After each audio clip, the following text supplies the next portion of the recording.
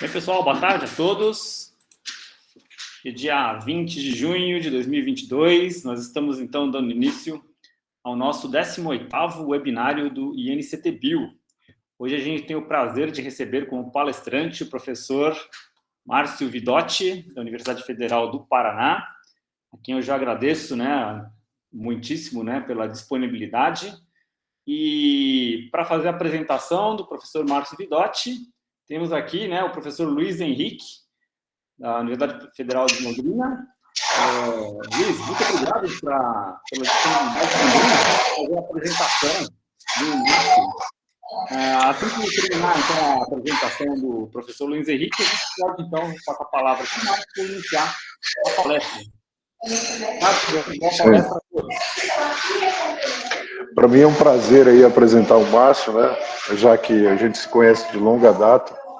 O Márcio, quando eu fazia pós-doc no laboratório da professora Suzana, o Márcio fazia iniciação científica lá em São Paulo, onde ele fez a graduação dele na USP, no Instituto de Química, e também fez o doutorado na área de Físico-Química, sob a orientação também da professora doutora Suzana Córdoba de Torres. Ele possui um pós-doutoramento sob orientação do professor Lauro Kubota, na Unicamp, de 2008 a 2009, e também realizou um pós-doutoramento na Universidade de Warwick, na Inglaterra, sob supervisão dos professores Patrick Lumin e Julie McPherson, trabalhando em diversos temas, como nanoestruturação, interfaces bioeletroquímicas e ultramicroeletrodos de fluxo baseado em diamante dopado com boro. Tem experiência na área de química, com ênfase em eletroquímica e interfaces, química de colóides, eletroanalítica, espectroscopia, síntese e caracterização de nanomateriais e superfície. Suas linhas de pesquisa abrangem sensores e biosensores, eletrocatálise, materiais nanoestruturados, eletroquímica interfacial, polímeros condutores, fases extratoras e dispositivos armazenadores de energia. É um dos líderes do grupo de pesquisa de macromolécula e interfaces, na Universidade Federal do Paraná, aqui em Curitiba, no Paraná. E ele é professor no Departamento de Química, desde 2010, e hoje ele se encontra numa posição de professor associado. Então, Márcio. Oi, Luiz, obrigado pela apresentação, obrigado, Fracassi, pelo convite de estar aí. Deixa eu só abrir aqui, ver se está tudo certo.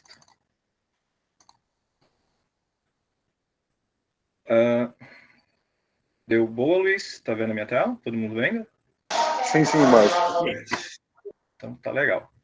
Então, novamente, obrigado pro Luiz pela apresentação, Fracassi pelo convite, Como o Luiz comentou, eu tive a sorte de fazer toda a minha parte da minha formação, na verdade, na Universidade de São Paulo e também na Universidade de Campinas, quando eu tive contato tanto com a professora Suzana e o professor Lauro, Kubota, que são aí, com certeza, um dos maiores eletroquímicos que a gente tem no país, Então, não só eles dois, mas também o Luiz Henrique, que com certeza foi muito importante para a minha formação, sendo ele aí meu orientador na iniciação científica. Então, muito obrigado mesmo por essa apresentação, Bom, então, a palestra de hoje, como título, eu coloquei essa materiais funcionais eletroativos, que é, na verdade, muito o que a gente faz aqui no nosso laboratório, no nosso grupo de pesquisa, que é o grupo de pesquisa em macromoléculas e interfaces, e deixa eu só ver se eu tenho como...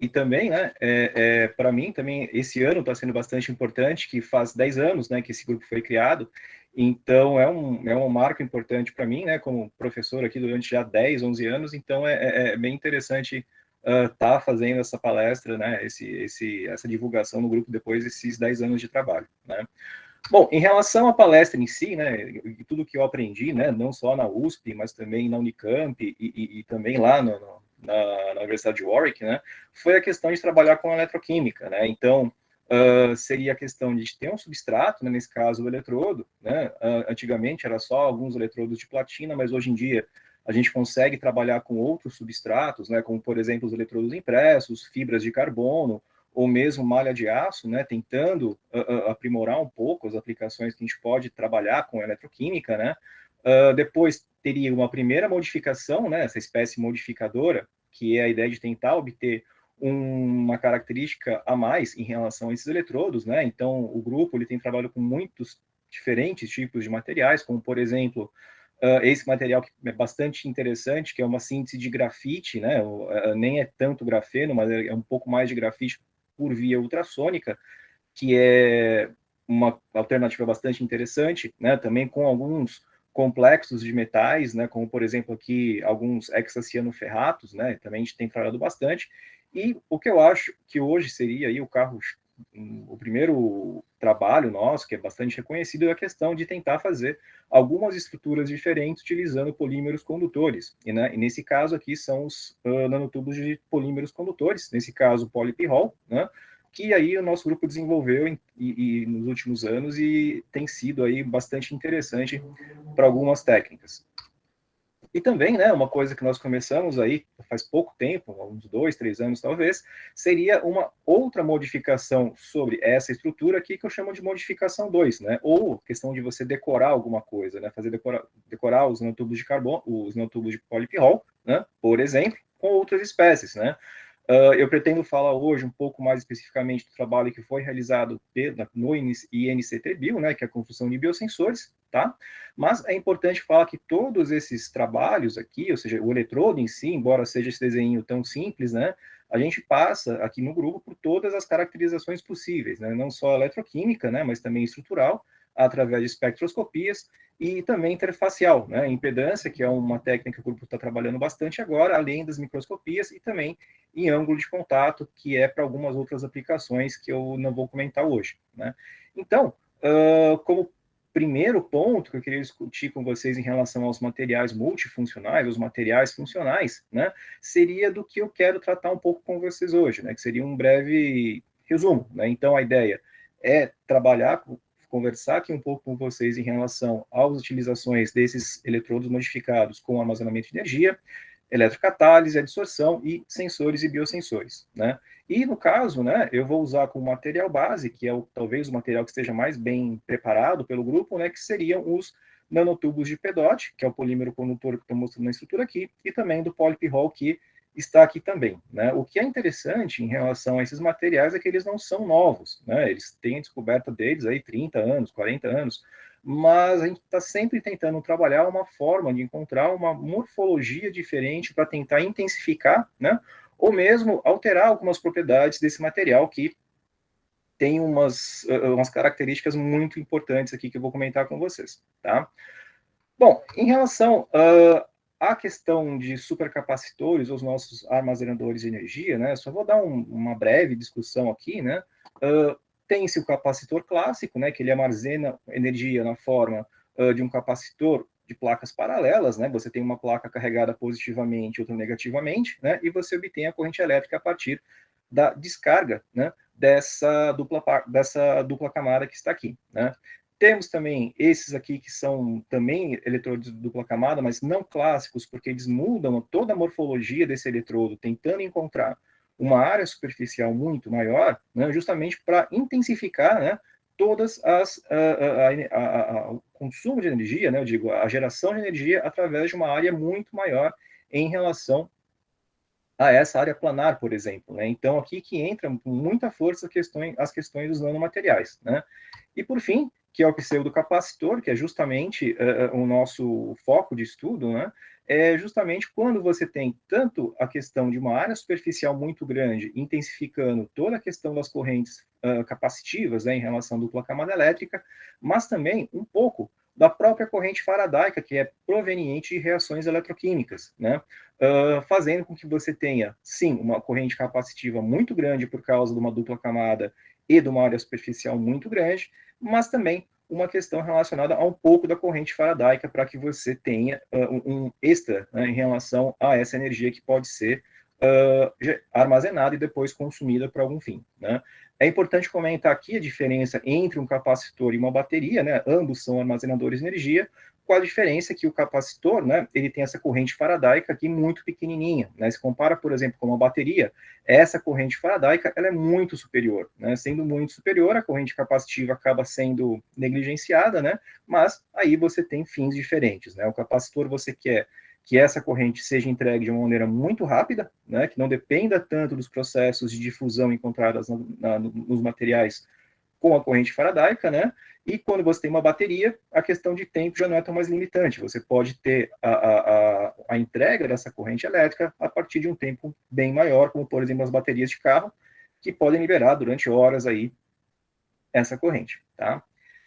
E como material, né, em relação a esse tipo de supercapacitor, né, o primeiro que a gente desenvolveu foram aqui os nanotubos de PEDOT, que estou mostrando para vocês, né? Nós estudamos aqui diferentes sínteses, né, encontrando, né, o PEDOT globular, que seria a forma mais comum de se encontrar um polímero condutor em filme, né, que utilizando alguns surfactantes, que são bastante comuns, ele tem uma forma globular, mais uma forma filme, né, e finalmente aqui, tentando fazer a síntese eletroquímica dos nanotubos, mas em diferentes valores de pH, né, isso aqui está bem difundido aqui, né, em relação aos estudos relacionados a isso, né, e o pH2 foi onde nós encontramos, né, a melhor relação desses nanotubos, né, porque quando você tem pH4 ou pH7, né, o pH7 se aproxima muito da morfologia do filme eletrodepositado, né, o pH4 você tem uma mistura em relação aos nanotubos, né, e ao filme eletrosintetizado, né, isso acontece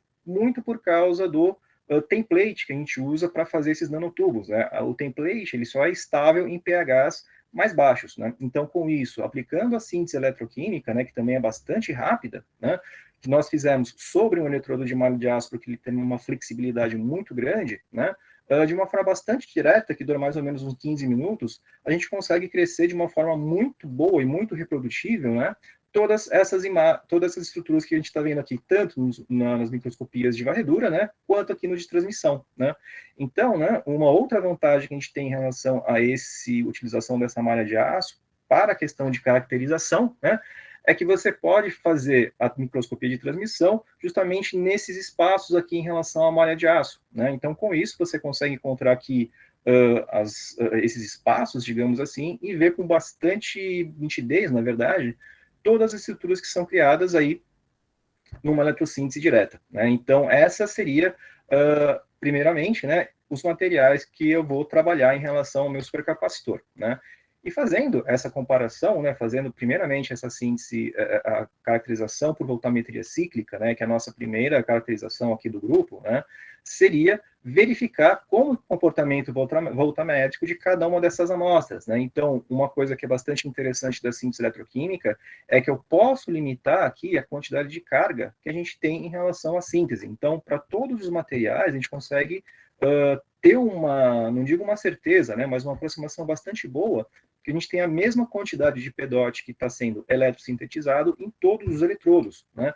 Sendo que aqui a diferença que você observa é única e exclusivamente por causa da morfologia, né? Uma vez que a quantidade de material mássica, né, seria aproximadamente a mesma, né? Então dá para ver bem que os outros filmes aqui sintetizados em outros pHs em que não tem tanta presença de nanotubos, né, tem uma corrente razoavelmente pequena, né, mas na presença aqui do nanotubo sintetizado em pH 2, que foi a melhor síntese que a gente estudou, né, a gente consegue enxergar bastante bem o comportamento bem capacitivo, né, ou seja, esse voltamograma bem gordinho, né, com um comportamento aqui faradaico bastante interessante em relação a esse eletrodo modificado, né. Então, justamente essa questão da gente ter uma área superficial muito grande, né, fica bastante evidenciada quando a gente faz essa comparação que está aqui, né. Nesse caso, eu estou mostrando tanto os filmes eletrossintetizados de PEDOT quanto dos nanotubos de PEDOT, né, todos eles, esses dois, obviamente, com a mesma carga, né, ou seja, mais ou menos com a mesma quantidade de material, em que, através de um tratamento matemático razoavelmente simples, né, a gente consegue estimar qual é a porcentagem da área do voltammograma que é responsável única e exclusivamente da corrente capacitiva, né? Então, a gente consegue observar bem que na voltametria aqui do filme, né, a corrente capacitiva, ela equivale cerca de 40%, né, da área dessa voltametria, né? Enquanto que, quando a gente trabalha com o nanotubo de hiperdote, a gente tem um aumento muito grande relacionado a essa corrente capacitiva, né? Então, com isso, é um efeito direto dessa quantidade, desse material, na verdade, que tem uma área superficial muito mais exposta ao eletrólito, né? Que nesse caso foi o NaCl, né? Então, a gente tem uma área eletroativa muito mais exposta ao eletrólito, fazendo com que você tenha um efeito de dupla camada ou um efeito da corrente capacitiva muito maior, né? Então, essa, com certeza, é uma das vantagens relacionadas aí, né, com esses nanotubos de pedote. E quando a gente faz a caracterização do supercapacitor em si, né, eu tenho esses 3 gráficos aqui que mostram, né, de uma maneira bastante direta, como que funciona o supercapacitor, né? Então, nesse primeiro gráfico aqui, né, de novo, eu estou comparando o pedote da forma de filme, né, com os pedotes, os nanotubos de pedote que foram sintetizados em diferentes pHs, né? Então, eu tenho a curva de carga e descarga, né? Ou seja, você tem a carga desse material e depois a utilização desses elétrons, né, dessa corrente para algum fim, né, para acender um LED, para estourar, por exemplo, o airbag, né, que precisa ser de maneira bastante efetiva, né? E a partir dessas curvas, a gente consegue calcular quanto é que vale a capacitância específica de cada um desses eletrodos, que é o que vai te dizer qual que é a quantidade que você consegue de carga, na verdade, né, em relação à massa do material, né, com uma corrente aplicada, né? Então, o que acontece? Para baixas correntes, né, significa que esse dispositivo ele pode ser aplicado, por exemplo, para acender um LED, né, ou para altas correntes, quando você tem uma demanda maior dessa corrente para um outro dispositivo, né? Então, com isso, né, foi visto que para todas as correntes, né, não só para mais baixa, para mais alta, né, a capacitância específica para o nanotubo de pedote sintetizado em pH2 foi muito mais alta que as demais, né? E também, nesse caso que está aqui, né, eu estou mostrando para vocês quanto é que vale a capacidade de retenção, né, ou só retenção, né, ou seja, significa o quanto que a carga ela é retida após muitos ciclos, né? Isso aqui significa mais ou menos uns 4, 5 dias direto, né, de gráficos de carga e descarga dessa forma, né? Eu submeto o meu material, né, meu eletrodo, a uma corrente bastante alta, justamente para tentar estressar o máximo possível, tanto fisicamente, né, quanto a parte eletroquímica, né? E deixando esse eletrodo uns 3, 4 dias ciclando, eu consigo ver quanto no final, mais ou menos, eu tenho da capacidade de retenção dessa carga, que nesse caso foi até em 77%, que não é assim já não é tão boa, né, essa questão da reversibilidade eletroquímica do pedote, mas ainda 77% é um valor razoavelmente aceitável, né? Um outro ponto também que é importante para a caracterização desse teu material, né, aproveitando que a gente está trabalhando com a malha de aço, que é um eletrodo bastante flexível, né, ele é bastante molinho, e isso é bastante interessante quando a gente vai tentar pensar na aplicação desse capacitor, especialmente naqueles dispositivos vestíveis, né, que está bastante em moda hoje em dia, né. Se eu faço ciclos, por exemplo, de dobragem, né, de dobrar, na verdade, fazer dessa forma aqui esse eletrodo, né, mesmo dobrando 100 vezes, né, mecanicamente mesmo, fazendo uma dobra e desdobra desse eletrodo, ele consegue manter aqui um bom valor da capacidade de retenção, né. Então, né, de uma forma bastante geral para esse primeiro eletrodo, né, que foi sintetizado, né, o que a gente conseguiu foi uma alta capacitância específica, né, uma robustez bastante interessante quando ele foi submetido tanto a ciclos de dobrar e desdobrar, né? Uma durabilidade que é bastante razoável, e com certeza um ponto que chama bastante atenção é uma síntese muito rápida e direta, né? Ou seja, cerca de 15 minutos a gente consegue sintetizar esse material e já colocar diretamente para aplicação, tá? Então, é um eletrodo bastante interessante, né? Com essa morfologia para a utilização de um supercapacitor, né?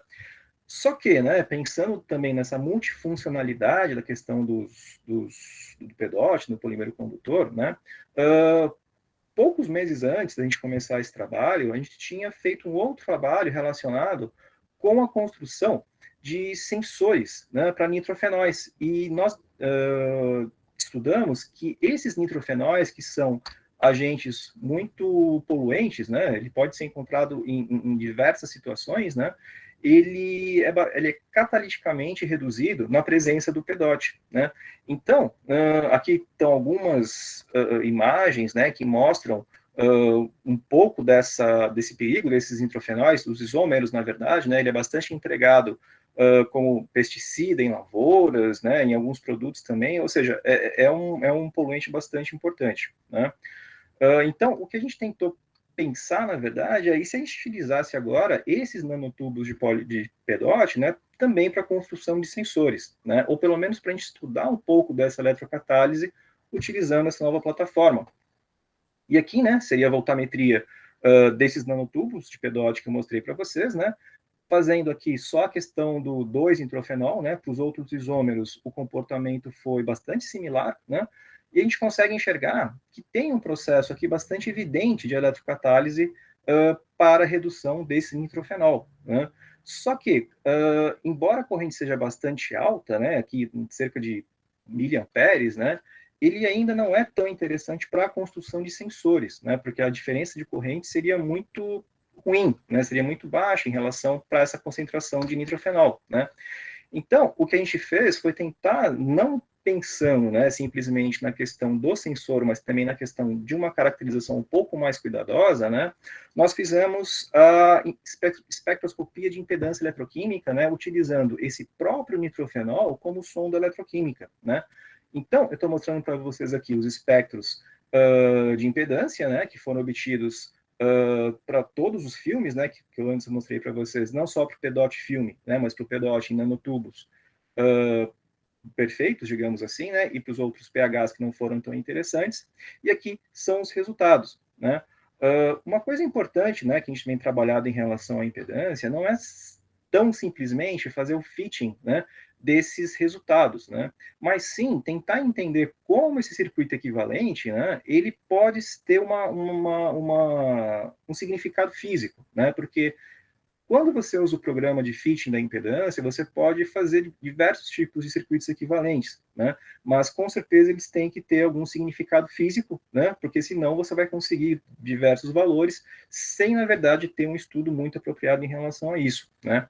Então, de acordo com esse circuito equivalente e também o fato de você ter majoritariamente dois semicírculos, né? O que significaria que você tem duas transferências independentes de elétrons, né? Sendo que, independentemente se a gente está falando de um PEDOT filme, né, ou um PEDOT na forma de nanotubos, né, você teria essa primeira transferência de elétrons aqui relacionada ao PEDOT filme e o seu eletrodo, né, e o seu substrato, e justamente a segunda transferência de elétrons que acontece na interface, que é justamente na redução, né, do nitrofenol, ou dos nitrofenóis, na verdade, como foi o caso, né. Independentemente de ser filme, né, ou globular ou nanotubo, né, esses dois mecanismos, né, que são representados por esse circuito equivalente, ajustaram bastante bem, né.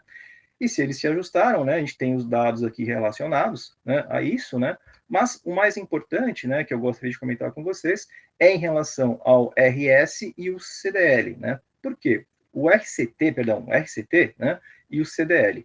O RCT está diretamente relacionado com a transferência de elétrons na interface, né? Ou seja, a resistência de transferência de carga nessa interface que está aqui. Então, esse RCT, que é a coluna preta, né, ele está diretamente relacionado justamente com a cinética de transferência de elétrons, né, na superfície. E nesse caso, comparando o PEDOT filme com o PEDOT nanotubular, né, claramente eu tenho uma resistência muito maior aqui para o PEDOT filme, né, se comparado com o PEDOT nanotubular. Você tem uma resistência menor, né, tendo uma resistência menor, você tem cineticamente uma transferência mais fácil de elétrons na superfície, né. E também, né, o outro ponto que eu acho bastante interessante comentar é o próprio CDL, né, que está diretamente relacionado com a capacitância da dupla camada elétrica. Ou seja, embora não seja uma análise numérica direta em relação à área superficial, ela evidencia de uma forma muito importante qual que é a energia que está acumulada aqui nesse capacitor, que seria justamente o quê? A dupla camada elétrica, o que está sendo mostrado aqui em rosinha, né? E, novamente, né, aqui na coluna azul, a gente consegue enxergar que no PEDOT filme a gente tem um valor de CDL razoavelmente baixo, né, o que significa que você tem uma área superficial um pouco menor, digamos assim, né, ou seja, uma área mais contida, né, enquanto que quando você tem com os nanotubos de carbono, nanotubos de PEDOT, justamente porque você tem essa morfologia toda diferenciada, a questão do CDL, da energia acumulada do camada elétrica, é muito maior. Né? Então, com a impedância e utilizando esse nitrofenol como sonda eletroquímica, né, foi bastante interessante que a gente conseguiu, né, para o PEDOT filme, fazer a questão dos sensores, né, que você tem aí uma variação de corrente muito mais interessante, justamente porque a corrente capacitiva ela é mais baixa, né, não tem tanta interferência assim na questão analítica, né, e também a gente conseguiu fazer toda a determinação cinética em relação à transferência de elétrons, né, então foi um estudo bastante interessante, né, e esses trabalhos aqui, né, foram publicados aqui nessa revista da Applied Nanomaterials, né, que se alguém tiver interesse aí em fazer, em consultar essa bibliografia, é um artigo bastante interessante.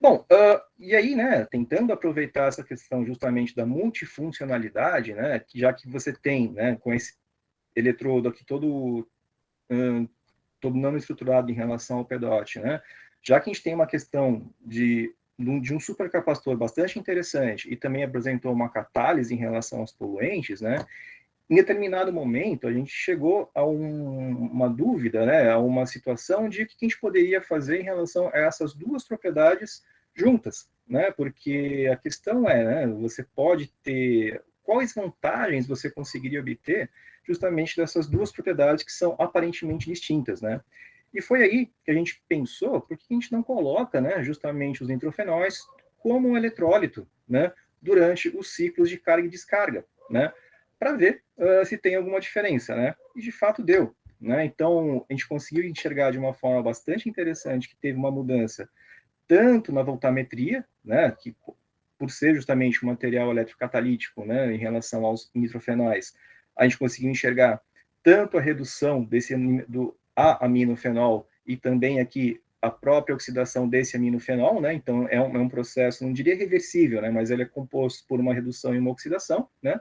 Em relação aos nitrofenóis, e isso também foi revertido aqui na questão da carga e descarga, né? E isso trouxe um benefício bastante interessante, né? Justamente por causa dessa questão de você estar dando uma corrente extra, né, para esse supercapacitor, né?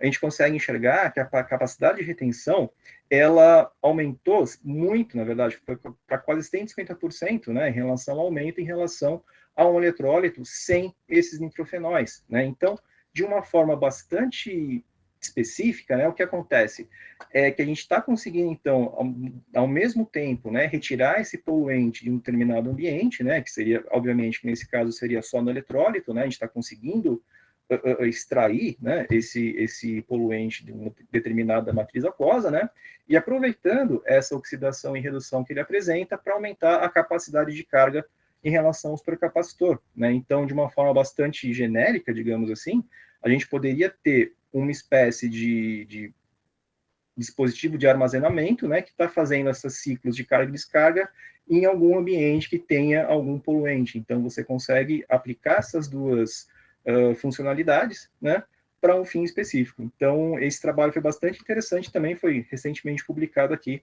nessa revista, caso alguém queira também dar uma olhada, tá? Bom, uma vez que a gente fez nessas questões dos nanotubos, né, aquela parte que eu comentei com vocês que ainda a durabilidade não estava tão interessante em relação ao nanotubo de PEDOT, né, a gente pensou como que talvez isso poderia ser melhorado, né, e com isso, né, a gente começou a tentar fazer a segunda modificação, né, que nesse caso, também de uma forma eletroquímica bastante rápida, né, a gente tentou gerar aí a nanopartículas de ouro, né, ao longo desse material que está aqui, né.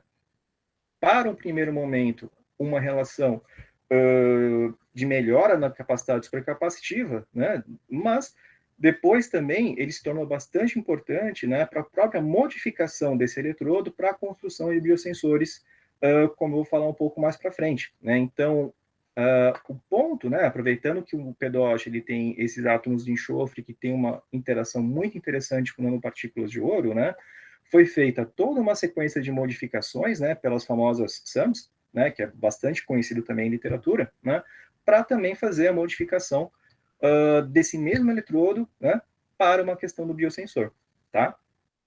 Mas, em relação ainda, né, à questão só da incorporação do ouro, né, essa eletrossíntese direta demora cerca de 5 minutos também, né, ou seja, com cerca de 20 minutos a gente consegue esse eletrodo bastante interessante, pronto, né, e aqui eu mostro as imagens para vocês, né.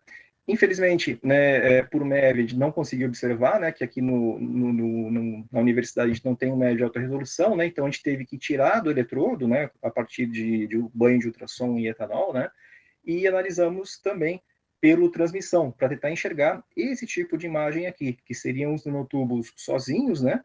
E a gente consegue perceber bastante bem, né, esses pontinhos pretos que são diretamente formados pela eletrossíntese dessas nanopartículas de ouro, né? E do ponto de vista eletroquímico, né, já pensando aqui no biosensor que nós fizemos em pH7, né, em PBS, né, a mudança em relação à eletroquímica desses nanotubos de PEDOT com as nanopartículas de ouro foram muito grandes, né? A primeira na voltametria, a gente teve um comportamento muito mais evidenciado em relação aos próprios processos do PEDOT, né? E também, na impedância, claramente a gente vê uma diminuição muito grande em relação à própria resistência de transferência de carga, indicando que você tem uma superfície bastante eletroativa, né? Um outro ponto também que nós fizemos para caracterizar esse eletrodo foi a espectroscopia Raman, né? E a espectroscopia, contei com a colaboração de um colega aqui da universidade, com o professor novo, que é o professor Federico, que eu estou mostrando aqui para vocês, né? Para auxiliar nesses estudos, né? Então, o Raman, acredito que todos tenham já tenham visto, né, como funciona a técnica, né, mas ela é feita a partir de um ponto, né, do eletrodo modificado, e a gente fez o Raman in situ, né, ou espectroeletroquímica. E a gente consegue enxergar toda a variação que a gente tem em relação ao comportamento espectroscópico, né, ou vibracional da amostra, com diferentes potenciais aplicados. Nesse caso aqui de menos 0,5 até 1 volt, né. Então, a gente consegue enxergar aqui que, aumentando o potencial, você tem o maior intensidade em relação a algumas bandas, você tem aqui um deslocamento bastante evidente em relação também a outras bandas do PEDOT, né? E esses deslocamentos, na verdade, são referentes a uma forma que a gente chama de o PEDOT mais condutor, né? Quando ele está mais oxidado, digamos assim, e de um PEDOT menos condutor, quando ele está menos oxidado, né? Mas isso daqui foi feito só em relação a um ponto, né? Então, como a gente está trabalhando com um eletrodo, né, com uma área razoavelmente grande, o que a gente está desenvolvendo agora é uma técnica de imageamento Raman, né, para tentar enxergar como que funciona a incorporação de nanopartículas de ouro, né, não só em um ponto, né, mas sim em uma área maior desse eletrodo, né? Então, de uma forma bastante simples, né, foram feitas essas áreas, né, por Raman, né, por imaginamento Raman, né, em relação à estrutura que ele está com 1 volt, né, e a estrutura que ele está com 0 volts, né, ou seja, totalmente oxidado e parcialmente oxidado, né. Então, comparando o PEDOT e o PEDOT nanotubular na presença de ouro, né, então, logo, claramente, né, a gente consegue observar que na presença de ouro, né, mesmo estando ele na forma totalmente oxidada, né, no PEDOT sem a presença do ouro, né, tem ainda alguns pontos, né, que seriam esses azuis aqui, onde eu tenho a presença de uma contribuição muito grande desse espectro, de uma forma da estrutura que não é tão condutora assim. E isso não acontece quando eu tenho aqui a presença de ouro, onde você consegue uma área muito maior, né, mostrando que você consegue extrair de uma forma muito melhor a eletroatividade do filme, né? E quando a gente tem em 0 volts, né, dá para ver aqui uma questão de reversibilidade eletroquímica, né? Então, mesmo a 0 volts, que ele está parcialmente oxidado, ou seja, ele é um pouco menos condutor, né, você tem aqui essas estruturas se alternando, né, entre a parte azul, né, e a parte vermelha, indicando que você tem ainda uma contribuição dessa estrutura que está aqui, né? Ao contrário, quando você tem só o ouro, né, claramente você tem um comportamento muito mais parecido com esse espectro que está aqui, por exemplo, em 0 volts, né? Significando que você tem uma reversibilidade muito interessante, né? Ou seja, quando você oxida aqui, né, ele é prontamente reduzido, então você consegue ter uma maior reversibilidade eletroquímica, tá? Em relação ao comportamento, né, do supercapacitor, o que a gente consegue ver são esses dados que está aqui, né? Primeiramente, o que eu tenho, uma diminuição da queda ôhmica muito interessante em relação quando você tem a nanopartícula de ouro, né? Porque antes, a resistência, né, que não é uma coisa muito interessante para a eletroquímica, né? A resistência ôhmica, né, o queda ôhmica estava em 500 milivolts, só que na presença do ouro ele já passa para 150, né? Ou seja, esse material está mais condutivo, né? Uma outra situação que teve um pequeno aumento na capacitância específica, não muito grande, né? A gente não esperava aumentos muito grandes nesse item, né? Mas, mesmo assim, foi superior, na verdade, às estruturas do eletrodo sem o nanopartícula de ouro, né? Um outro ponto também que isso justamente foi o que motivou a entrada do ouro é uma melhora na durabilidade, né? Que eu mostrei para vocês no último slide, estava mais ou menos por aqui, né? Então a gente estendeu em mais 2 dias aí, ficou quase 5 dias essa questão de carga e descarga, né? Que com um eletrodo sem nanopartícula de ouro, ele chega aqui a 36%, enquanto que na presença de ouro ele chega a 76%, ou seja, um aumento considerável na retenção de carga nesse eletrodo, né? E por fim, comparando com a literatura, né, o que é bastante interessante também, é que nós tivemos bons valores, né? Mesmo o vermelho aqui na presença de ouro, né, e o preto aqui também na ausência de ouro, né? Esse gráfico é conhecido como Ragone, né? Então, aqui você tem, na verdade, no eixo, a densidade de energia, né, com digamos, o watts, né, a potência, na verdade, desse material, né? A ideia, né, é que esse gráfico se mantenha o mais na diagonal possível, né? Porque se você tem aqui, nesse ponto, você tem somente um processo de capacitor clássico, né? E quando você tem nesse ponto aqui, uma bateria clássica, né? De uma forma bastante simplificada de se explicar esse gráfico, né? Então, o que a gente conseguiu foi justamente estar no meio do caminho, que é um ponto bastante interessante, né, em toda essa questão da incorporação da nanopartícula de ouro nos eletrodos modificados com nanotubos de PEDOT. E, né, um outro ponto também que foi bastante interessante com a incorporação, né, já que a gente estava com o eletrodo já bastante bem caracterizado na questão do ouro, né, surgiu a oportunidade de começar a trabalhar com biosensores, né. Então, aproveitando aqui, na verdade, da nanopartícula de ouro, né, que eu comentei no slide anterior, nós fizemos todo aquele SAM, né, para tentar, justamente, para incorporar, nesse caso aqui, um bioreceptor, né, e também para detectar algum tipo de material biológico, né. Então, foi exatamente o que a gente fez, né, como eu estou mostrando aqui para vocês. Nesse caso, né, a gente utilizou o par biotina e avidina, que são um par bastante robusto, né, clássico nesses experimentos iniciais em relação a biosensores, né, e nós medimos o espectro de impedância, né. Então, só com o PEDOT indicando aqui com a nanopartícula de ouro, a gente tem esse espectro de impedância, né, com essa resistência de transferência de carga nesse ponto que está aqui, né, mas a partir do momento que você cresce alguma estrutura em cima desse eletrodo, você vai dificultando a transferência de elétrons na superfície. Então, com isso, aumenta-se a resistência de transferência de carga, né, como era esperado. E justamente essa medida que está aqui, que é o aumento da transferência de carga, o aumento da resistência de transferência de carga, é a base de um biosensor impedimétrico, né? Uma vez que você está tampando, né, entre aspas, a superfície de um material eletroativo, né, você está dificultando a transferência de cargas na superfície, você aumenta aqui essa resistência, né? E que foi bastante interessante também, né, que quando a biotina estava aqui, né, e aqui nós fizemos aqui o teste com a avidina, né, para ter realmente a questão do biosensor, em diferentes concentrações, né, a resistência de transferência de carga aumentava ainda mais, né, e dependia de uma forma muito direta da concentração, ou seja, a gente conseguiu construir um biosensor aí bastante interessante para medidas impedimétricas, né, com detecção com uma quantidade muito pequena, nesse caso picomolar, né, que foi aí bastante interessante da questão da avidina e biotina, tá? E esses resultados também nós tivemos bastante êxito aí na publicação aí de alguns artigos, tá legal?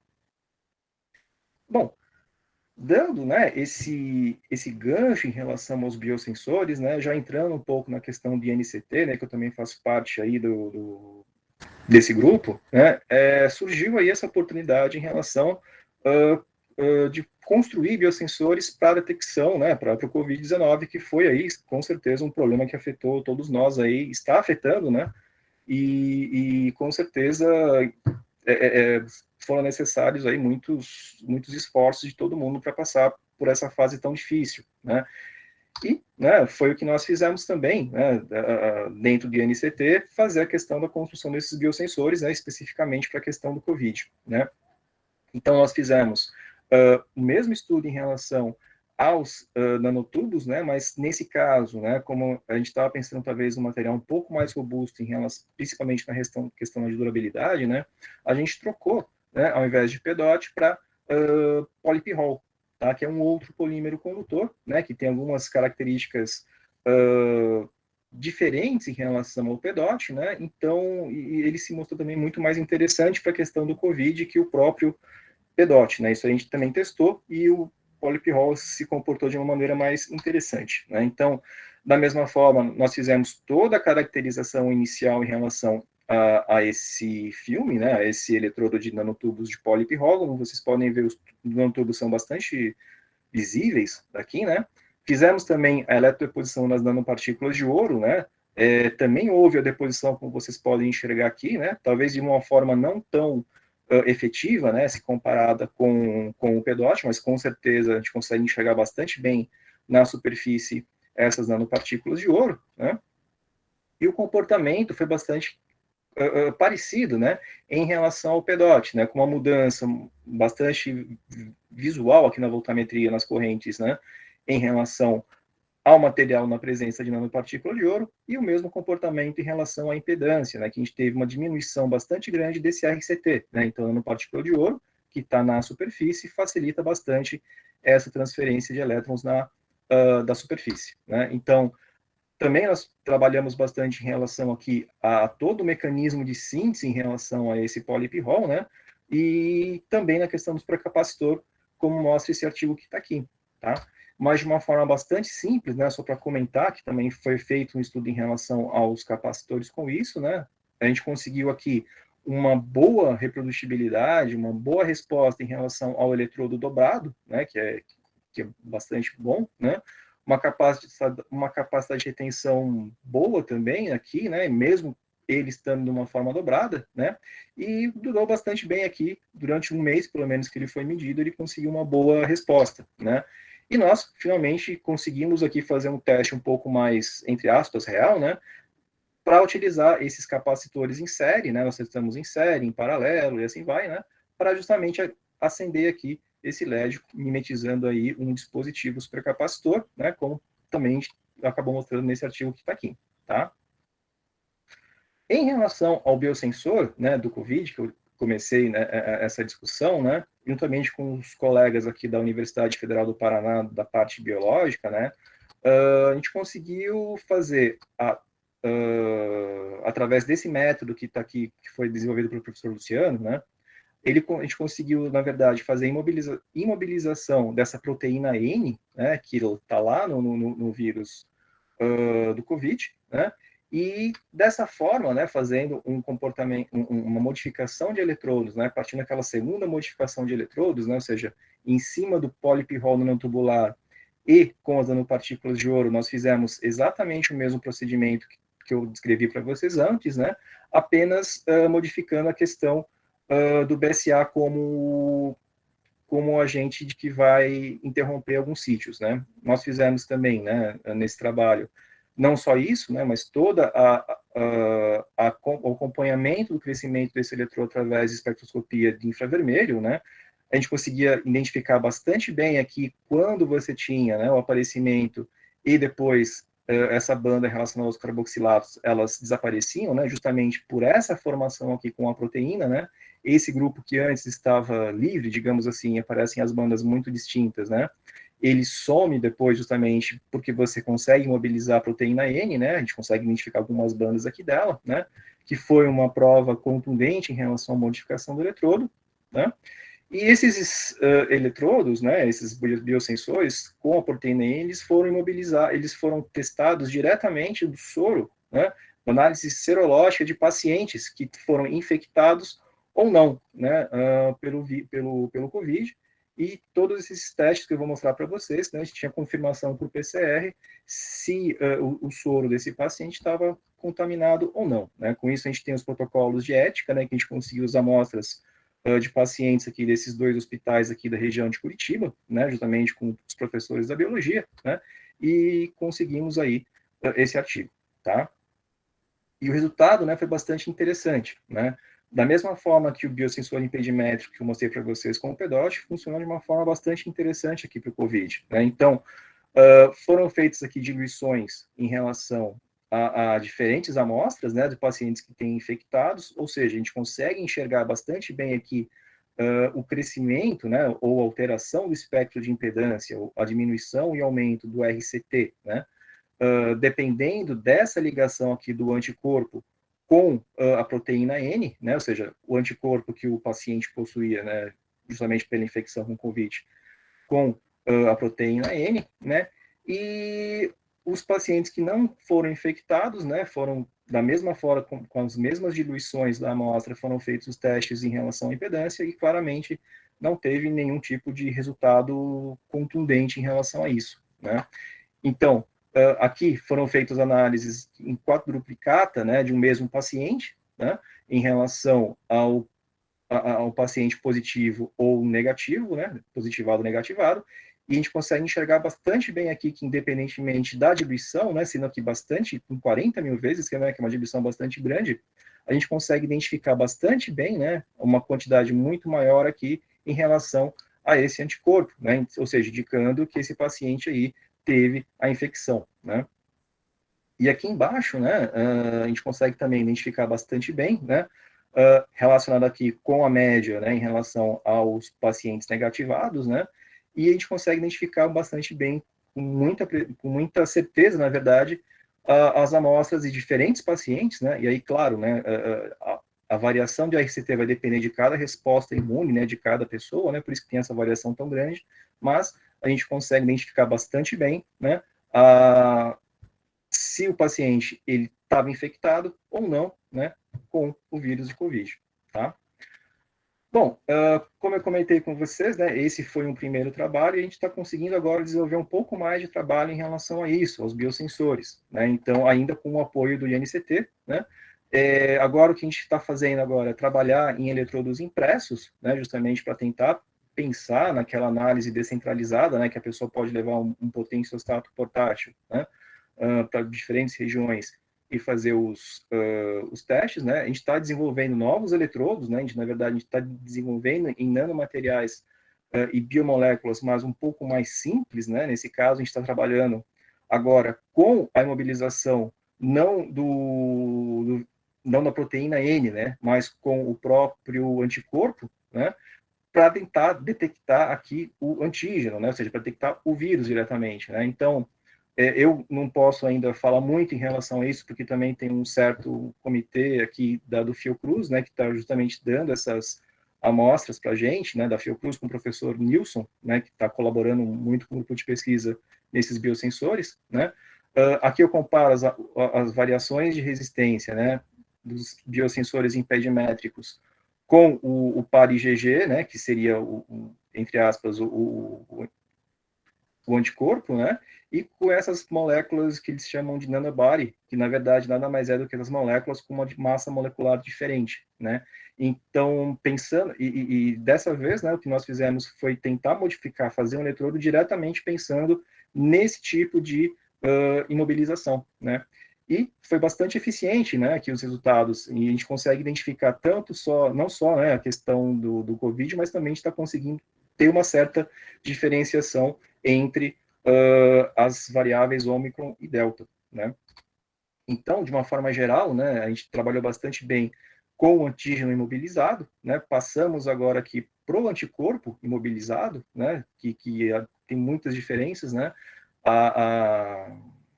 Agora a gente está determinando o vírus, né? Então você consegue fazer de uma maneira um pouco mais rápida, né, essa detecção, né? Ao invés da amostra de soro, né, que necessitaria de um tratamento aí dessas amostras desses pacientes, né? Agora a gente pode fazer diretamente com saliva, né? E esses biosensores também estão sendo testados aqui pelo FPR, né? Com todo o comitê de ética, com os testes que são feitos aqui quinzenalmente, né? Com amostras de saliva dos alunos, né? Então está dando bastante certo isso. Então, acho que está sendo um bom desenvolvimento desse biosensor. Bom, em princípio, eu termino por aqui, né? Eu sou péssimo em falar conclusões, né, em relação à palestra, nunca fui muito bom nisso, mas eu prefiro falar quais são as perspectivas, né? Então, o que a gente está fazendo a partir desse ponto, né? A gente agora está investindo bastante na questão dos supercapacitores, né? Através do eletrólito em gel, né? Que é uma questão de segurança, né? Não existe nenhum eletrólito líquido, na verdade, que tenha um componente de segurança interessante, né? Para qualquer dispositivo, né? E para supercapacitor não é diferente, né?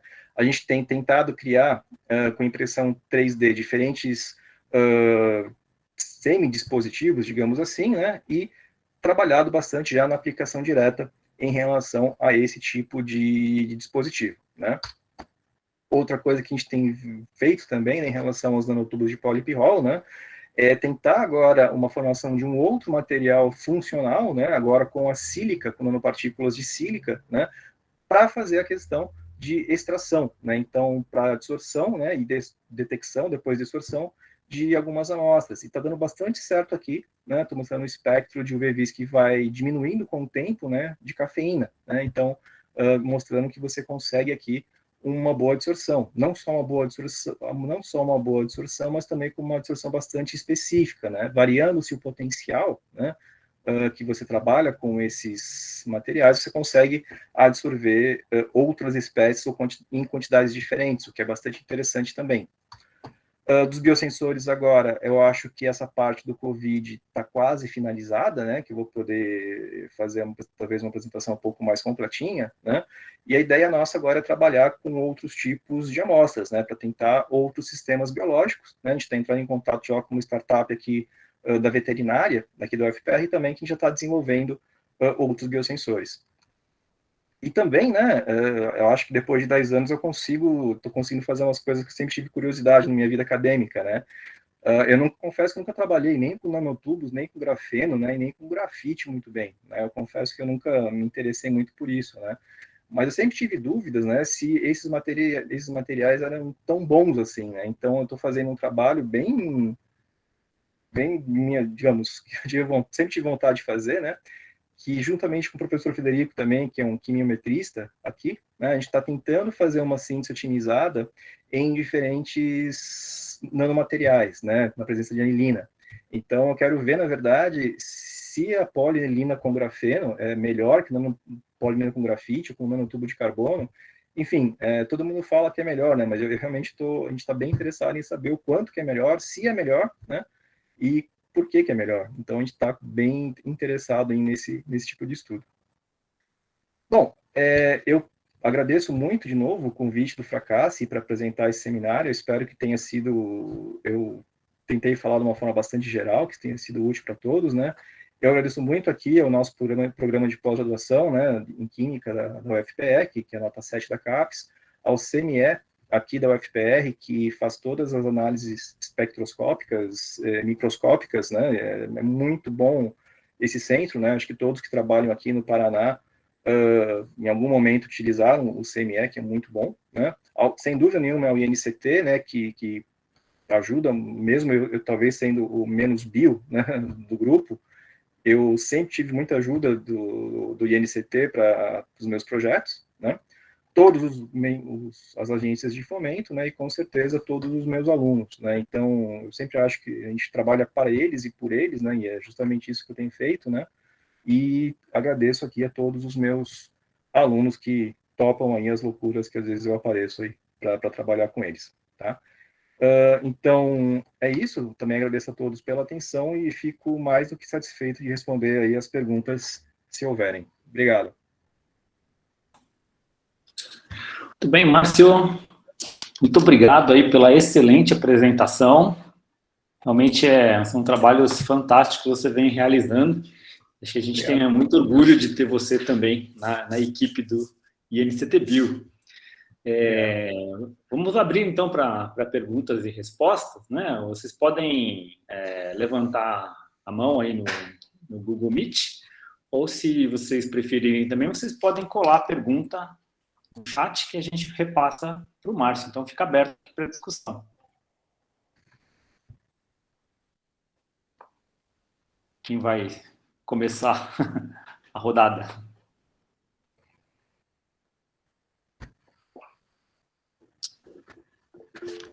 Dozil, por favor.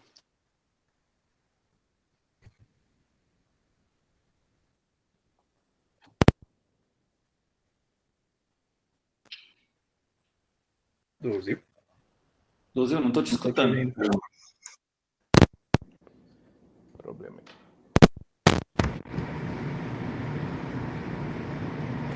Você está com mau contato aí.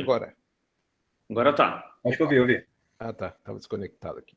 E, Márcio, parabéns aí pela apresentação. Obrigado, Dozil. Ótimos trabalhos. Bem, o Márcio eu conheço há muito tempo também, né? Desde lá da graduação. Né? Fico feliz. O da microbalança, lembra, Dozil? Lembro sim. Fico feliz aí pela você estar no INCT. Bem, eu não sei se eu não prestei atenção no comecinho, eu não entendi aí a questão dos capacitores.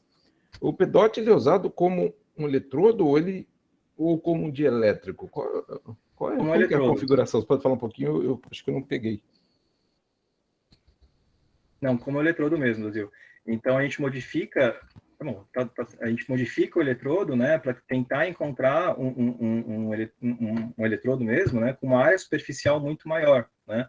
Então é para isso que a gente utiliza o PEDOT, com essa morfologia de nanotubos, né, para tentar ter um contato muito maior com o eletrólito e aumentar muito a corrente capacitiva. Então a gente consegue comportamento, deixa eu ver se está aqui. A gente consegue, aqui, a gente já consegue, na verdade, um aumento bem grande da corrente capacitiva, aqui, né? Justamente por causa dessa morfologia que está em contato maior com o eletrólito. Então, você tem um maior efeito dupla camada elétrica. Ah, tá. Não, eu estava pensando no capacitor de placa paralela. Não tem nada a ver. Ah, tá, entendi agora. É que eu estava pensando, falei, qual é o elétrico aí do meio, né? Mas parabéns aí pelo trabalho, muito bom. Obrigado.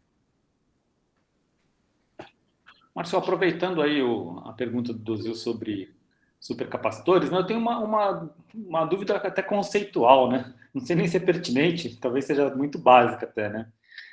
Quando se compara esses supercapacitores, né, com capacitores convencionais, né? A gente vê o seguinte: um capacitor descarregado, né? Ele tem uma potencial que recai sobre o capacitor, é zero. É isso, segurei, é ótimo. O potencial do capacitor é zero, né? Ele não tem carga nenhuma, né? Aí você então carrega o capacitor, aplicando, né, uma diferença de potencial nas placas até carregar o capacitor. E no caso lá dos seus supercapacitores, né, de PEDOT, eu vejo o seguinte, né, que aquela curva de carga e descarga, né? O zero está bem no meio, né, do registro, né? Então, eu preciso aplicar um potencial para que ele funcione como supercapacitor? E como que isso funciona na prática, né, em dispositivos, né, para alimentação de dispositivos? Sim, deixa eu ver se eu entendi então, Facassi. Assim, essa curva aqui depende também se você está trabalhando com um supercapacitor de 2 eletrodos ou 3 eletrodos. Né? Então, os clássicos, digamos assim, são de 2 eletrodos. Né? Então, essa diferença de potencial que você falou de zero ou não também tem a ver com isso. Né? Esse daqui é uma célula eletroquímica de 3 eletrodos. Né? Então, o que eu faço é aplicar uma diferença de uma janela de potencial que está aqui, né? Tanto é que ela faz parte aqui da conta do cálculo da capacitância, né? Que é justamente que você vai ter que entrar tanto na questão da oxidação e também da redução da parte faradaica do supercapacitor. Por exemplo, né, como eu estou mostrando aqui, na voltametria cíclica, por exemplo. Né?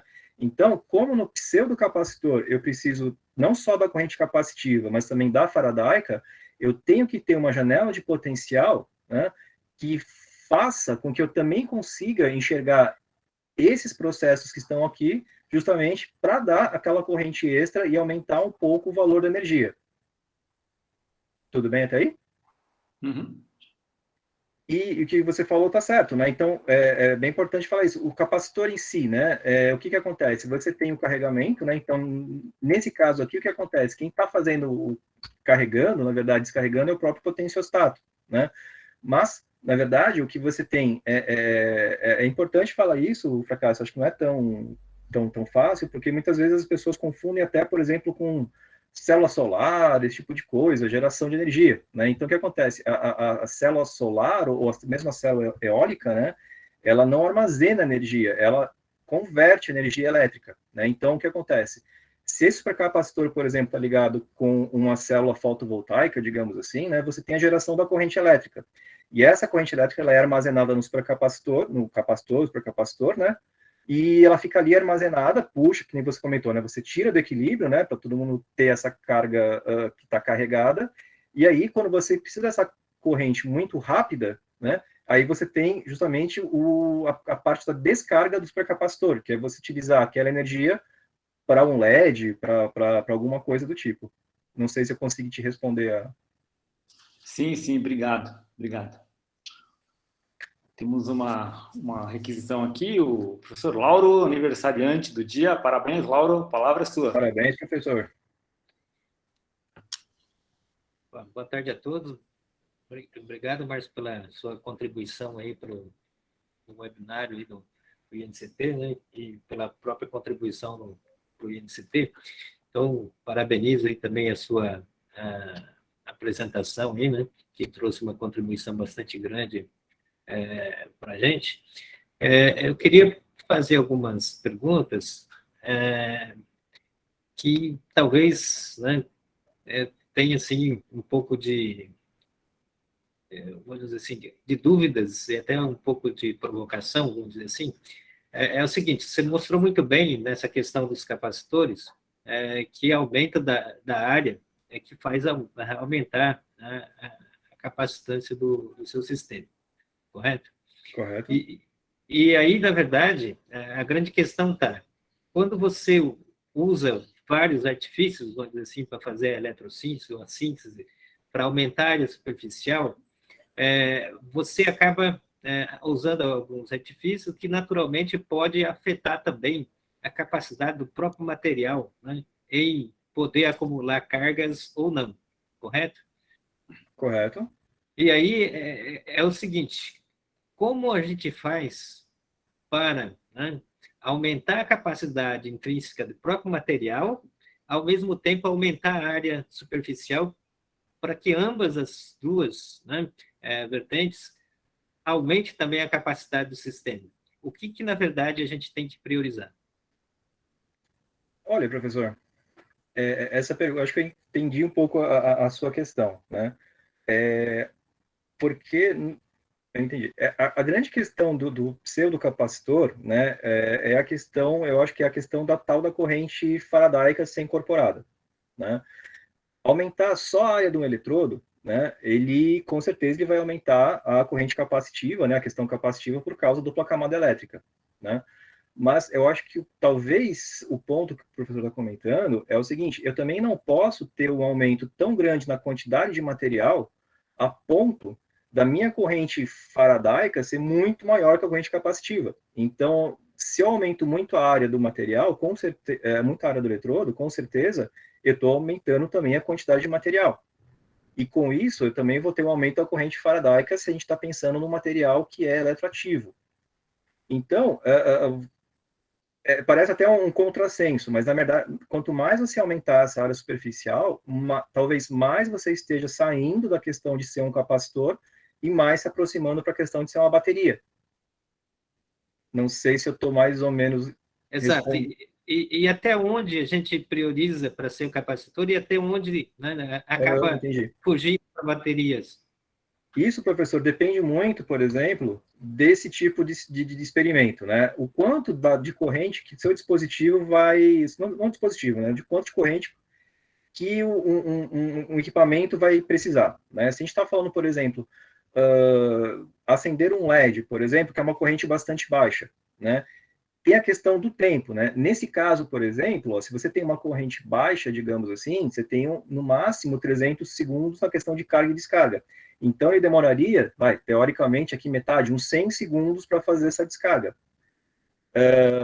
É um tempo que é coerente com a aplicação do teu dispositivo? Por exemplo, esse dispositivo aqui, por exemplo, ele já não seria tão interessante para um airbag, porque ele tem que ser acionado e tem que ter a reação eletroquímica para encher instantaneamente. Então, já esses 100 segundos que eu comentei com o professor, já não é tão legal. Então, eu preciso ter um outro tipo de eletrodo, com outras, talvez só na questão da área, só a corrente capacitiva, sem a parte faradaica, né? E tem a questão de troca de íons, que demora um pouco mais, para tentar atender essa velocidade tão rápida no airbag. Então, aqui já não seria interessante. Mas, por exemplo, é interessante, por exemplo, para, sei lá, um LED, por exemplo, que ele vai manter ele aceso por 100, 50 segundos, que é suficiente para aquela aplicação em especial. Então, essa quantidade de quanto que tem que ir, professor, depende muito da densidade, né, de corrente que vai precisar para o dispositivo, né, e qual material melhor se adequar para esse tempo da descarga. E dentro dessa visão, a gente tem visto aí, vários trabalhos com esses materiais mais polímeros orgânicos, e tem muitos trabalhando com materiais inorgânicos. Né? Uhum. Qual a vantagem de um em relação ao outro? Com certeza, professor, a questão dos orgânicos, como os polímeros, é a questão da flexibilidade. Né? Então, esses capacitores também, com o polímero condutor, a grande vantagem que se tem em relação a ele, com certeza, é a questão da flexibilidade. Você pode pegar o eletrodo, dobrar, torcer, ter uma resistência física muito maior. E, às vezes, esses materiais inorgânicos não têm essa questão de você ter tanta maleabilidade, assim. Eles podem quebrar e não ser tão reversíveis, digamos assim. Então, de novo, professor, depende muito da aplicação. Se é alguma coisa mais parada, como, por exemplo, um capacitor de placa, de circuito inteligente que tem que ficar paradinho, né? Talvez esse material inorgânico seja mais adequado, mas não é mais adequado para, por exemplo, aquelas telas, hoje em dia, do celular, que podem fazer para cima e para baixo, que é flexível, sabe? E aí seria mais interessante um polímero orgânico, por exemplo. Muito bem. Mais uma questão. Quando você vai partir daí para fazer a questão dos sensores, né? Aí que vem a grande questão. Muitas vezes você usa para fazer sensores a medida de resistência, né? Ou resistência e transferência de carga. E muitas vezes, quando você fala em termos de impedância, está correlacionando basicamente não só a resistência, mas também a capacitância, né? Uhum. E aí, como você trabalha com os materiais que você prioriza a questão da capacitância, aí a pergunta que eu faço assim, por que a capacitância é tão menos utilizada, ou tão menos frequente, né, do que a resistência?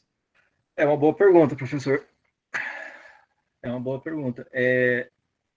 Pelo menos em termos de... Porque a gente trabalha com esse tipo de... Cadê? Acho que não vai ter aqui. Está em cima. Pelo menos a gente trabalha, professor, com a questão da... Cadê? Só para ter uma ideia, né? Quando a gente trabalha com a impedância, a gente sempre faz uso desse circuito equivalente que está aqui. Né? Então, é um pouco mais fácil de se trabalhar e te dar valores assim de uma forma mais fácil, né? Ao invés de fazer no dedo, no braço tudo. Né? Eu confesso que eu vi muito pouca coisa em relação à capacitância por causa de sensores ou biosensores. Né? O que eu já vi de capacitância é justamente aquele efeito de fouling, né? do que você suja a superfície do eletrodo e você tem uma diminuição ou aumento da capacitância se ele é uma coisa eletroativa. Né? Na questão de biosensores em si, eu confesso que eu não colhei assim com muita atenção para a capacitância, né?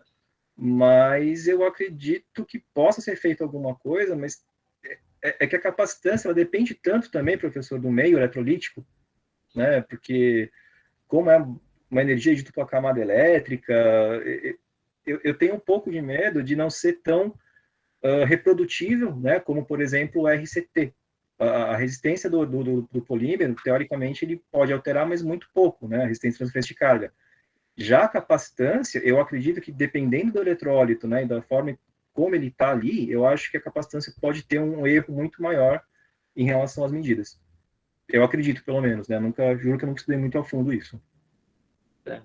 E só uma questão mais de curiosidade, assim, a gente vê na literatura, né, mas que tem vários sensores aí em petimétrio, monitorando a resistência e transferência de carga, que estão falando aí que consegue determinar, né, ter uma sensibilidade a chegar a detectar atomômetro, né, atomolar. Sim. E aí, se pensar do ponto de vista do princípio, né, da questão da resistência, o que você atribui às pessoas conseguirem chegar a tal nível de medir resistência para que consiga detectar níveis tão baixos assim?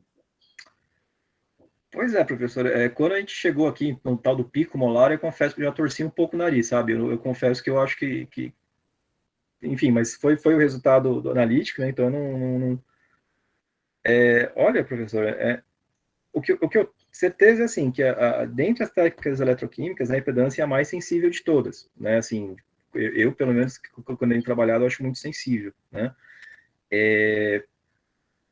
Experimentalmente, a gente vê essa diferença, né? Não tem como negar que a gente experimentalmente vê essa diferença.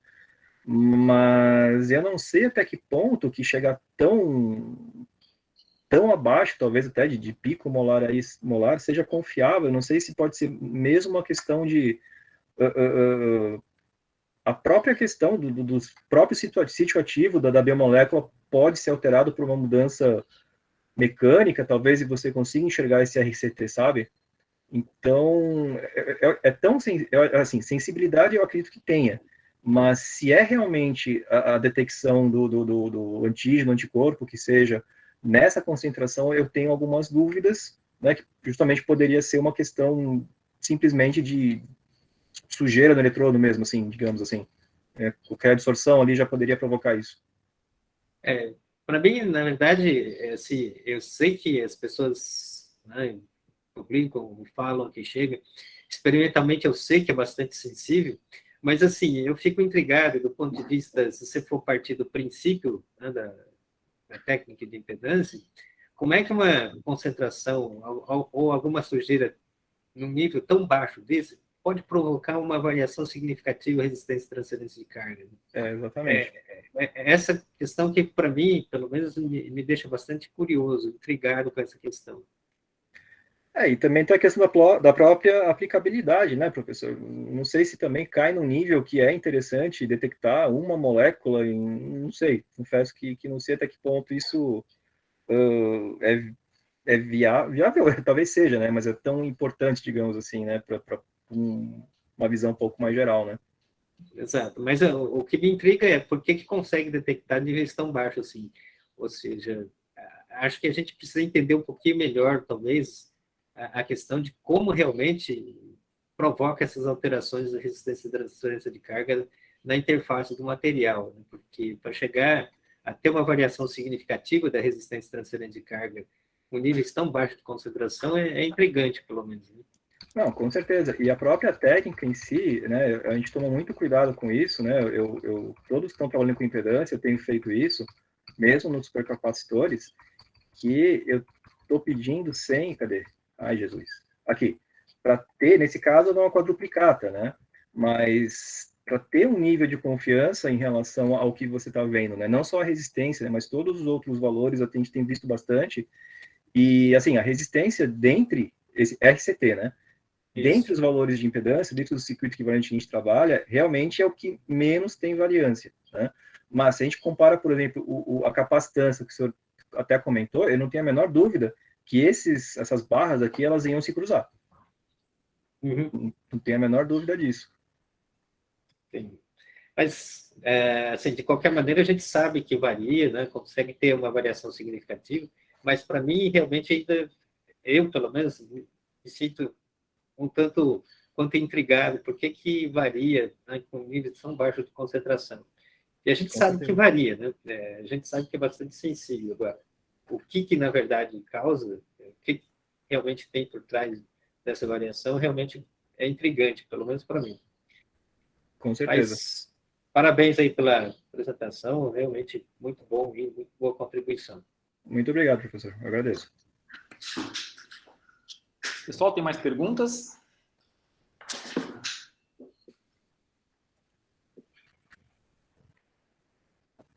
Não estou vendo nenhuma movimentação aqui. Estou vendo o chat, se tem alguém.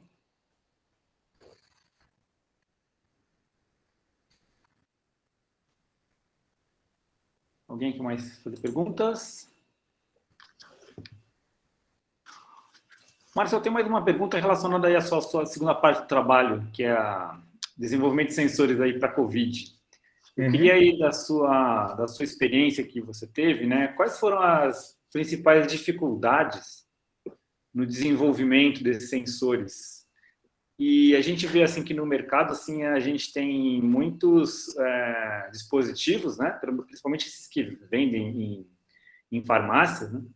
Que apresentam um número elevado, né, de falsos positivos, né? Como que você compara aí o seu sensor nessa questão de falsos positivos, falsos negativos, eventualmente? Né?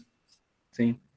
A grande dificuldade de Fracasso, confesso que foi justamente a montagem desse gráfico que está aqui com essa escala, com essa barra de erros aí, né? Porque, que nem eu estava comentando com o professor Lauro, né? A impedância, ela é super sensível até demais de vez em quando.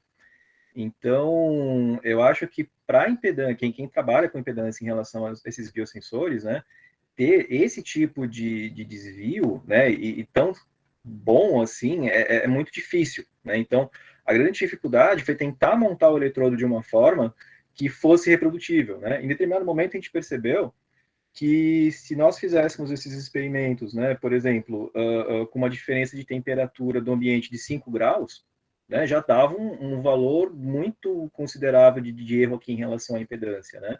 Então a gente teve que fazer um trabalho muito focado, né, em sempre ter a mesma repetição em relação até às condições experimentais do laboratório, assim, temperatura, quantas pessoas estão no laboratório.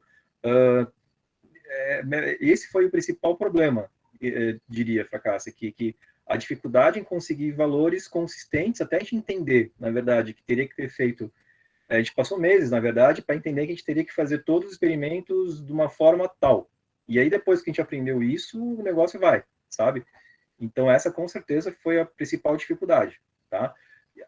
A própria amostra também, né? A gente trabalhou direto com amostras que são amostras, entre aspas, reais, né? Toda amostra é real, né? Mas essas são amostras de pacientes, né? Então, a própria concentração, né, desses anticorpos de paciente para paciente varia, até a gente entender tudo isso demorou um pouco, né? Essa, digamos, que foi a principal dificuldade. Agora, a comparação que a gente tem com esses testes, né, todos os testes que eu mostrei aqui para vocês foram conferidos com o PCR, né?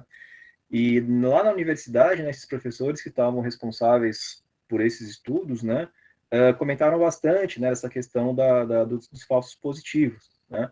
E justamente por estar nessa linha aqui, né, entre algumas pessoas realmente têm a própria questão do corpo delas, né, produzem uma quantidade de anticorpos diferente e tal, né.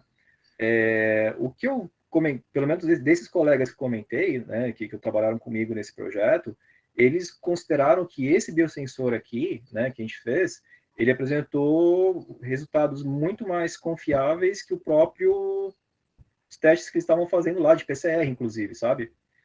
Então, me chamou a atenção, porque até então eu considerava que o PCR era super confiável, né, e tal, né?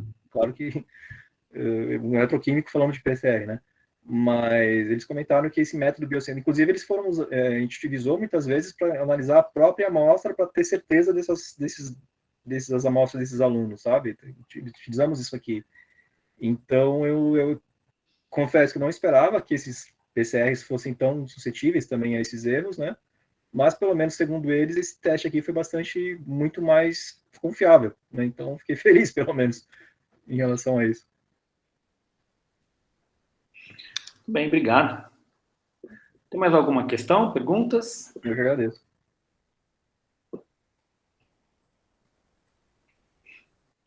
Bom, Márcio, não estou vendo mais nenhuma movimentação aqui, né? É um fracasso. Sim, Posso fazer mais uma pergunta? claro. Ô Márcio, esse gráfico, esse slide que você tem na tela, esse gráfico do gráfico de barra dos testes negativos e dos positivos, Esse aqui? exatamente isso.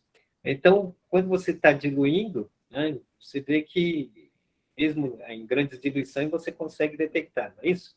Sim. O que seria interessante é que, se você chegasse e fosse diluindo, o teste dito negativo, que a variação de resistência de carga fosse igual a zero, partindo do ponto de vista, onde, assim, né, de dar o teste Entendi. negativo, vamos dizer assim, correto? Porque precisa você estar diluindo e outras questões que vai ter na amostra, né, que pode eventualmente interagir na superfície do sensor, seria desprezível e chegaria a zero, né? Entendi. Teria apenas a resposta em função do positivo, que teria o componente aí que daria a resposta. E aí, no teu caso, se foi uma diluição de 40 mil vezes, e ainda continua tendo uma resposta bastante significativa, vamos dizer assim, nos testes negativos, né? A que você atribui a essa resposta que você continua obtendo, mesmo com essa diluição bastante grande? Então, professor, nesses testes aqui, né, foi o soro, né? Então é toda aquela parte branca do sangue, né? Olha, professor, eu acho, nesse caso, né, como a gente fez já com algumas repetições, né, eu acredito que seja a própria sensibilidade do eletrodo mesmo, sabe? Porque esse branco, aqui é um delta RCT, né? Então a gente pega o branco, mede o branco e faz a diferença, sempre, né? Sim. E ele foi detectando, agora, eu acho que nesse caso, professor, eu acho que é a própria sensibilidade do eletrodo, né? Não sei se eu tô.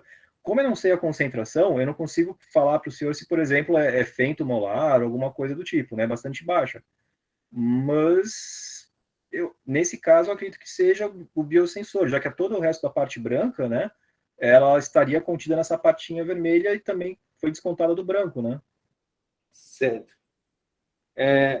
E aí, só uma questão, depois que surge a pergunta aí de curiosidade, Sim. aí você, nessa da maior diluição, né, de 40 mil vezes, você faz, é onde você depois faz o tratamento para ter o cutoff, né?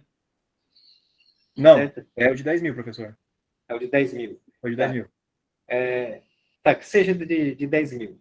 Aí a pergunta que vem é o seguinte: por que essa de 10 mil, se, por exemplo, se eu estou vendo ali na de 1000, que eventualmente a diferença entre o que você tem ali das barras de erro, né, do negativo e positivo, a diferença é maior com 1000 do que 10 mil? E por que se escolhe essa de 10 mil? Olha, professor, para ser bem sincero, é uma boa pergunta. Eu não tinha notado isso, né? Na verdade, acho que eu acho que foi uma escolha mais do pessoal lá da parte da biologia, sabe? Eu meio que eles comentaram que seria interessante justamente para evitar qualquer tipo para contar essa interferência, digamos assim, né? Seria uma coisa talvez não tão eu entendi o que o senhor falou, né? Eu estou comentando que essa diferença seria muito mais evidente, obviamente, se fosse feito por aqui, né? Exato. Pelas conversas que nós tivemos, né, também, né, o eletroquímico falando disso, né, não tem nem um pouco de experiência nessa parte mais analítica, digamos assim, mas segundo eles, né, para os testes que eles fazem, eles pegam, esses colegas, eles pegaram essa amostra aqui justamente para ter uma proximidade um pouco maior nessa questão do branco, sabe, do negativo. Deu talvez um resultado não tão superestimado como se estivesse aqui, por exemplo. Sim. Só uma coisa que, no fundo, também me chama um pouco a atenção, assim, à medida que você dilui, a diminuição da resposta do seu positivo, né, diminui em função da diluição de uma maneira mais significativa do que o seu negativo, né? Uhum. Isso é bastante intrigante, né? Ou seja, deve ter alguma coisa que, independente da quantidade está A afetando. quantidade está afetando bem a sua resposta aí, né? Sim. Sim, com certeza. Também Ô, não Márcio, sei... só- Oi? agora eu fiquei em dúvida, o que que você está chamando de branco exatamente? Seria, não, seria fazer, por exemplo, essa... Peraí, vamos lá. O delta-RCT, digamos que o branco, seria a própria diluição da amostra do paciente não infectado. Não sei se... Não, mas então ele contra ele mesmo daria 0, né, a diferença. Sim, é que não branco foi forma de dizer, na verdade. Foi justamente para ter a diferença desse desvio aqui do pessoal, dos pacientes não infectados, né? E depois fazer a contraprova, digamos assim, com o infectado, na mesma diluição.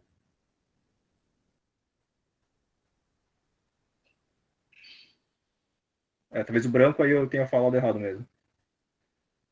O branco seria um pool de soros diluídos. Exatamente. Uhum. Certo. De um mesmo paciente, de um mesmo... Porque se você faz diferente, vai dar um erro bem maior, né? Aqui é o mesmo paciente. Tá? O mesmo paciente aqui positivo e o mesmo paciente aqui negativo. Não pode estar positivo e negativo, né? Mas um paciente negativo e um paciente positivo. Porque se você faz um pool de vários pacientes, né? Com certeza, como cada um tem uma série branca diferente, com certeza isso aqui não vai ser muito diferente um do outro.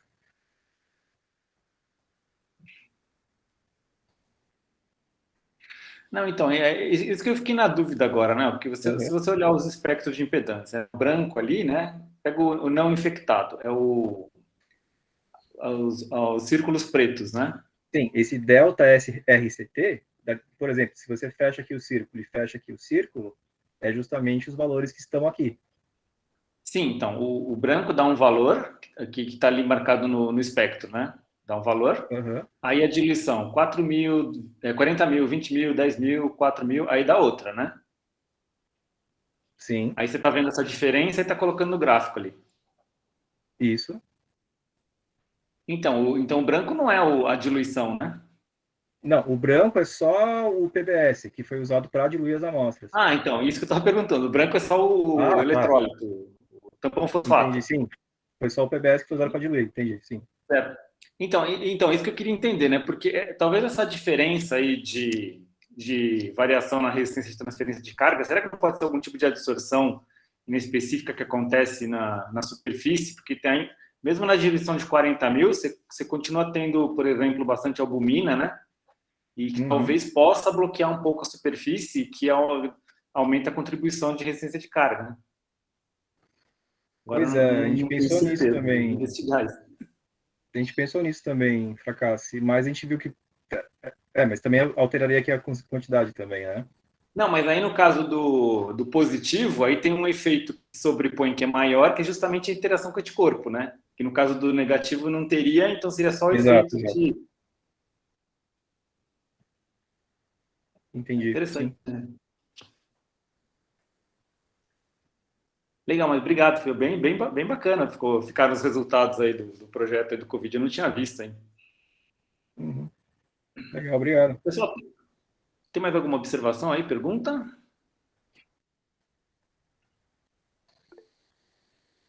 O pessoal está elogiando aí o trabalho, né, Márcio? Ana Valéria. Obrigado. Obrigado a todos. Pessoal, se ninguém tem mais nenhuma pergunta, então eu vou encerrar aqui essa sessão. E só avisando, né? A gente tem o canal do INCTBio no YouTube e a gente costuma colocar os webinários lá no canal. Eu ia perguntar para o Márcio, tem alguma coisa que não possa ser divulgada, que não possa colocar lá no nosso canal? Não, acho que o único problema seria esse último aqui, mas não, tá tranquilo, não tem problema nenhum, fracasso. Não, porque a gente pode colocar também para frente, né? Não precisamos colocar agora. Não, tá tudo tranquilo, pode publicar sem problema nenhum. Tá joia. Então, eu queria agradecer novamente aí, Márcio, o seu trabalho, né? A apresentação, excelente o seu trabalho. E Obrigado, cara. mais uma vez agradecer a sua disponibilidade, né, para apresentar o webinário e o Luiz Henrique também pela apresentação. E a gente, então, nos encontramos no próximo mês, né? Para o 19º webinário. Então, um abraço a todos. Obrigado Obrigado pela presença de todos. Até mais.